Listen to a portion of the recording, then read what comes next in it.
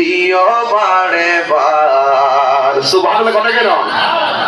ওই মরণের কাছে বেশি বেশি করে কানের কাছে তালকিন করবেন আর নবীর কালিমা পড়বেন। আমার নবী আপনার নবী বলেন ওই মরণের কাছে আজরাইলের ধাওয়া দেওয়ার সময় সাকরাতুল মউতের যন্ত্রণা শুরু হয়ে যায়। ঘরের পাশে আমার মা বসা, ভাই বসা, কেউ জানে না আমার সঙ্গে আজরাইলের ধাওয়া পাল্টা দেওয়া চলতেছে। আজরাইলে আমার উপরে একটা তুফান চালাইছে। ঘরের মানুষ থার্মোমিটার দিয়ে মাপতে পারতেছে না। আজরাইলে ঘরের মানুষের উপরে তুফান চালাইছে। ডাক্তার কবিরাজে কোনো কাজ হইতেছে না। ঘরের ভিতরে আজরাইল তুফান চালাইছে, আইসিইউ কোনো কাজ হইতেছে না। দম বন্ধ হইতেছে, দম বন্ধ হইতেছে। আর ঘরের পাশে মা বাবা আপনজন সব পাশে বসে থাকে।